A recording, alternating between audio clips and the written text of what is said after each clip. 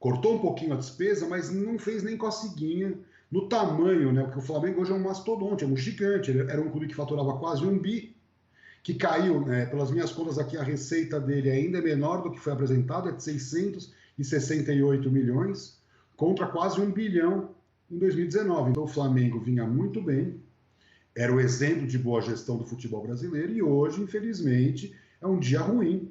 Quer dizer, os indicadores do Flamengo todos pioraram, a dívida aumentou, o clube mantém uma folha salarial muito elevada para um corte de receita. Quer dizer, então, se ele vai ficar vendendo o jogador para equilibrar, aí é o risco do negócio. Quando não comprarem o jogador do Flamengo, o Flamengo vai aumentar seus déficits, vai aumentar naturalmente suas dívidas.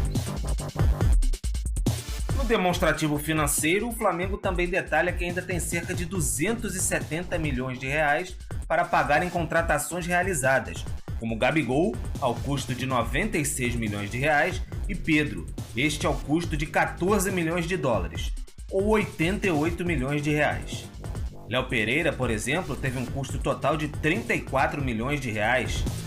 A operação para tirar Michael do Goiás chegou a 38 milhões. Por outro lado, a diretoria rubro-negra trabalhou para negociar alguns jogadores e equilibrar o caixa.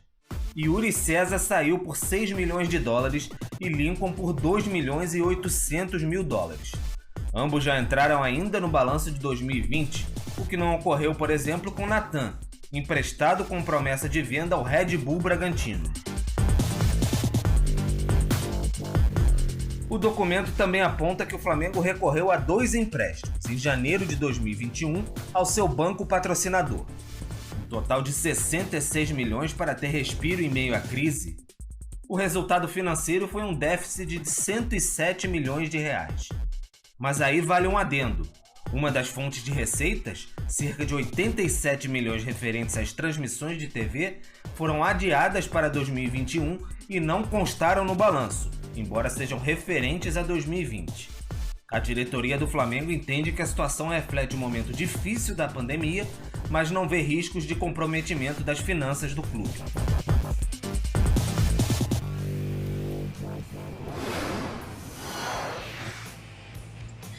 Bom, o Pedro contou pra gente então que o Flamengo ainda tem a pagar a contratação de alguns jogadores e a gente vê aí, tá? Gabigol, Pedro, Gerson, Michael, Léo Pereira e também o Bruno Henrique. O valor aí de todas as contratações, esses valores foram todos parcelados, então, claro, nos próximos meses o Flamengo, cada caso um caso, mas ainda tem que pagar a contratação desses jogadores. Ô Eugênio, eu quero saber o seguinte, desses nomes que estão aí, independentemente do valor, mas em campo eles já se pagaram? Quer dizer, não dá para ser independentemente, porque quando você paga alto, você tem uma expectativa alta também pelo que o cara pode fazer em campo. Quem já se pagou e quem não se pagou ainda, Eugênio, em campo? Ah, Bruno, essa pergunta é muito fácil, muito fácil. Olhando a lista aí, o Gabigol já se pagou. O retorno que ele já deu ao Flamengo, eu acho que é indiscutível, né? Em todos os aspectos, no aspecto técnico, no aspecto de imagem, de fidelização de torcedores, de conquista de adeptos, de internacionalização tem um porém aí, hein? Da imagem.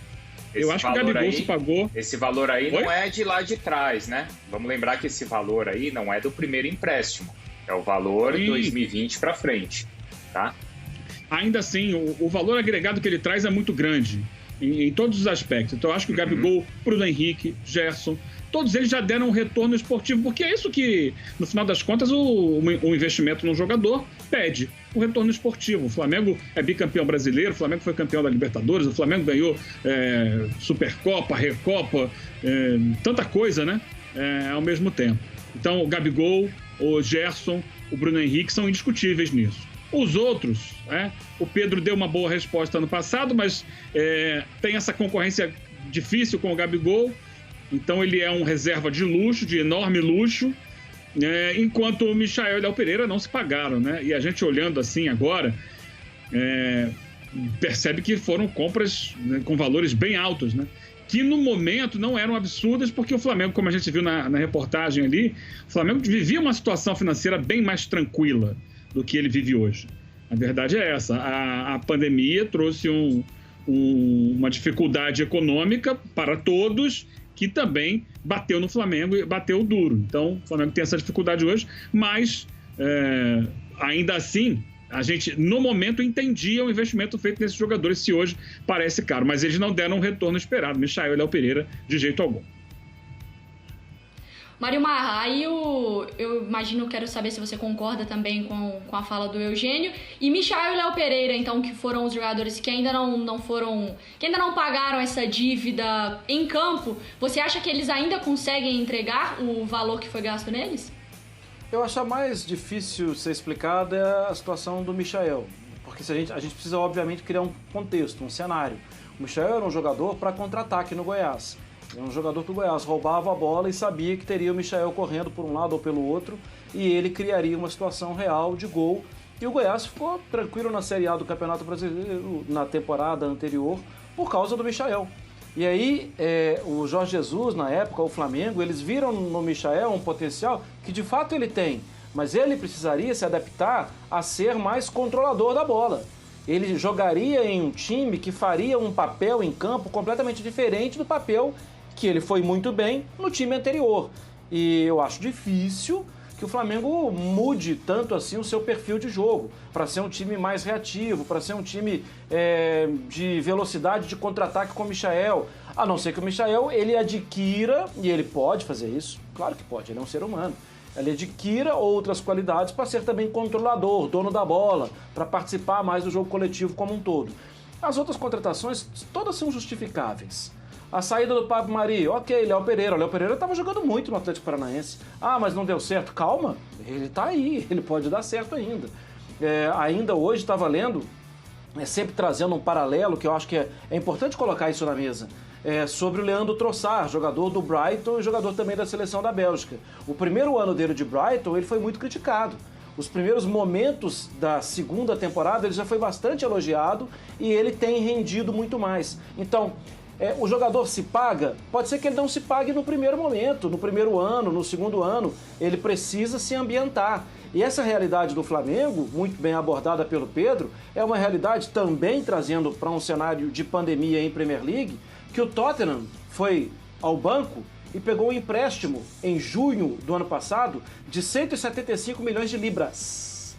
O Arsenal, em janeiro, foi ao banco, foi ao banco e pegou um empréstimo de 120 milhões de libras. Então, não é para bater no clube. Essa foi uma situação que chutou a porta de todos os clubes e que escancarou a dificuldade. É uma situação de pandemia. Só uma coisa, né, Marra? Hein, Mari? Porque o Somoge até na matéria citou assim, quem não se preparou. Gente, ninguém se preparou, né, para isso.